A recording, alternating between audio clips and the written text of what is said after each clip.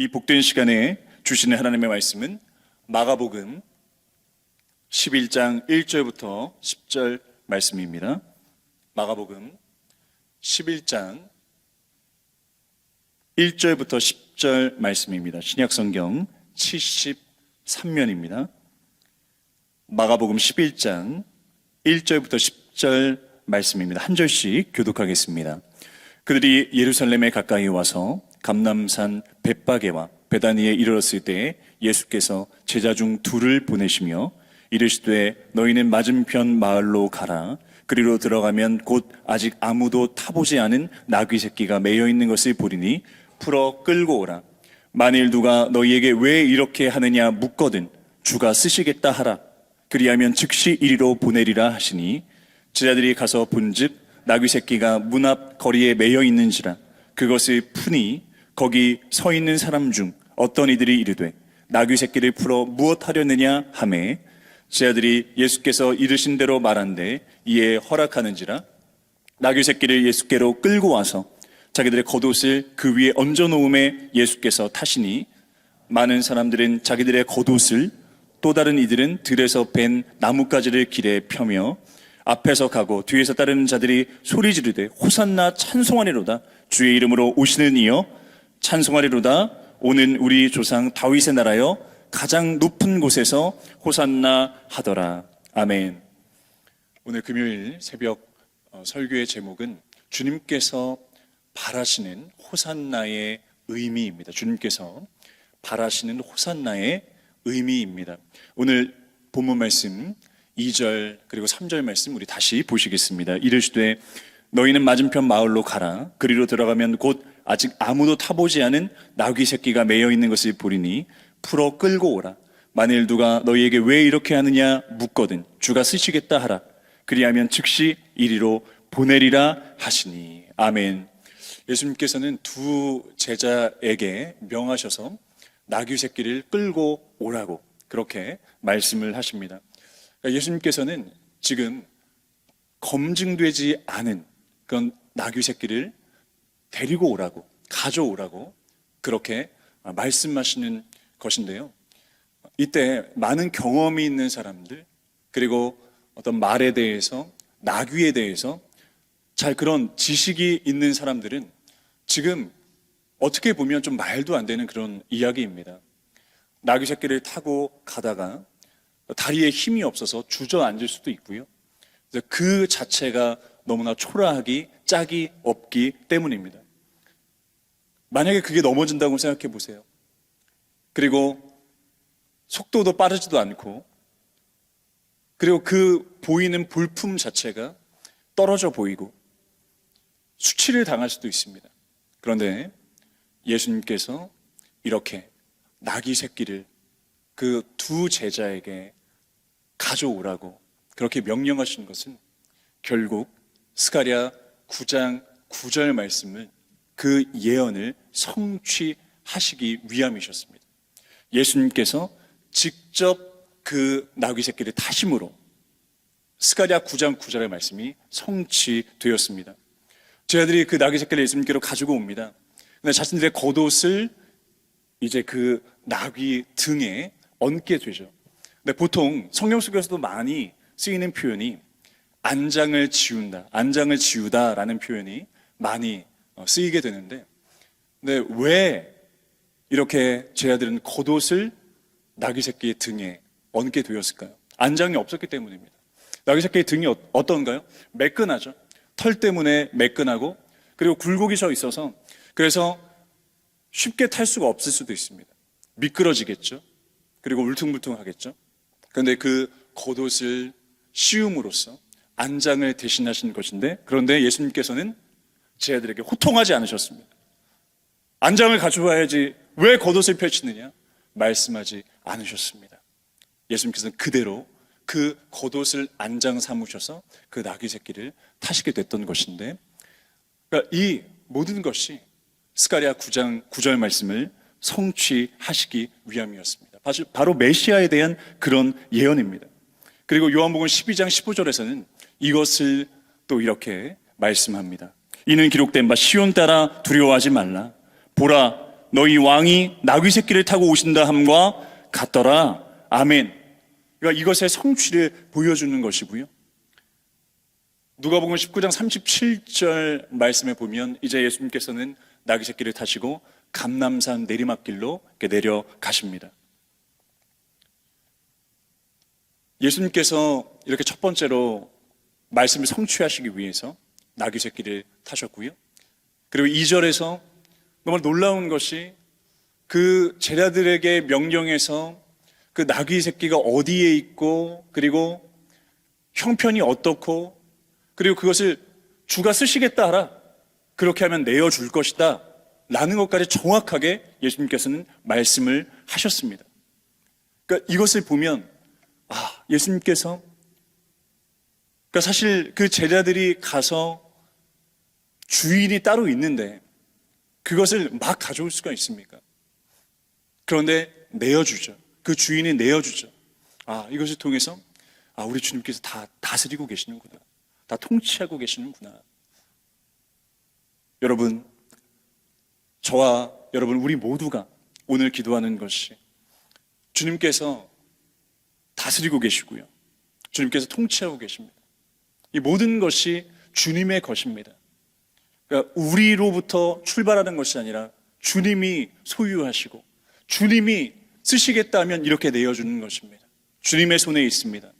오늘 주님의 손에 있는 것 우리가 믿음으로 바라보고 나아가오니 우리에게 허락하시고 주의 뜻 가운데 우리에게 베풀어 주시옵소서. 정말 그런 기도로 나아가시는 복된 우리 모두가 되시기를 원합니다. 이렇게 주의 통치 가운데 그 말씀 한마디에 순종했죠. 그리고 우리 8절 말씀 우리 다 같이 또 읽어보겠습니다. 많은 사람들은 자기들의 겉옷을 또 다른 이들은 들에서 벤 나뭇가지를 길에 펴며 나귀를 타시고 감람산 내리막길로 내려오시는 그 예수님께 많은 무리들이 지금 몰려들었다고 오늘 8절의 말씀에서 나오고 있습니다. 자기들의 겉옷을 펴고 그리고 벤 나뭇가지를 길에 펴고 이 말씀이 지금 나오고 있습니다. 고대 역사가 요세푸스의 기록에 의하면 이 유월절 순례객들이 한 270만 명 됐을 것이라고 그렇게 나오는 기록도 있습니다. 근데 이때 정말 많은 무리들이 나온 거예요.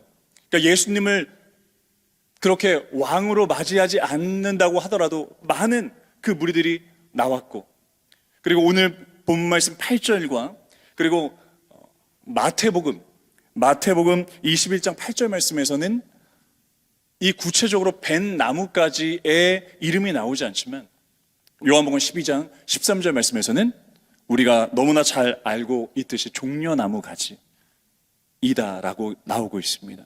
그래서 예수님께서 나귀를 타고 내리막길로 내려오십니다. 예루살렘으로 지금 입성하십니다. 많은 무리들이 그렇게 몰려들었습니다. 헬라어로도 최상급이 쓰였습니다. 정말 많은 사람들 몰려들었고 이제 그들은 이 종려나무 가지를 흔들기도 하고 땅에 펴기도 하고 그런 모습인 것이죠.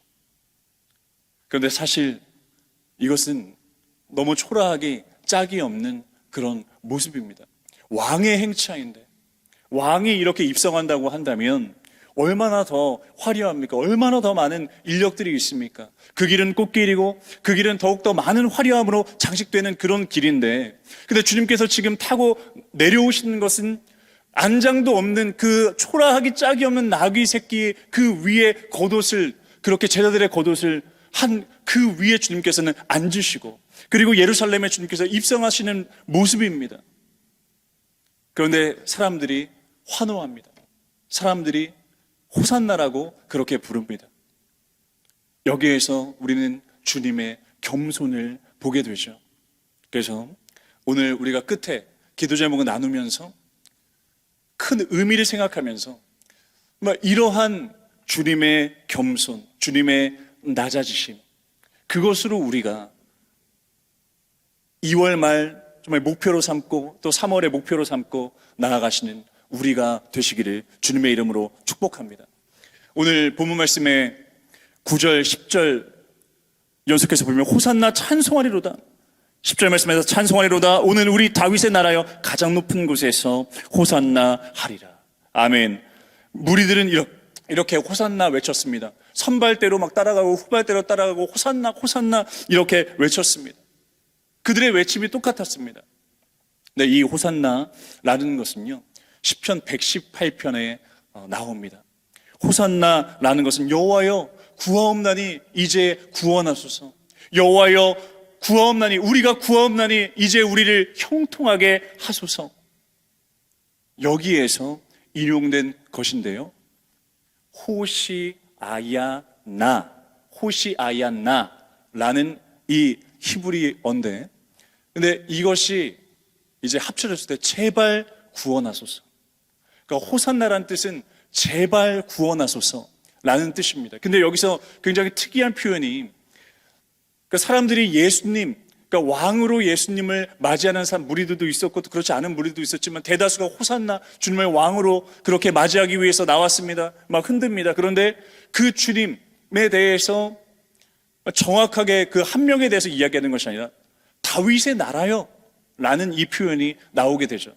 그러니까 그들이 기대하고 그들이 맞이했던 왕은 바로 자신들의 정치적으로 구원할, 그러니까 가장 강성대국이었고 가장 형통했던, 가장 위대했던 그 다윗의 나라를 회복하는 그 왕을 이 유대인들은 기다렸습니다.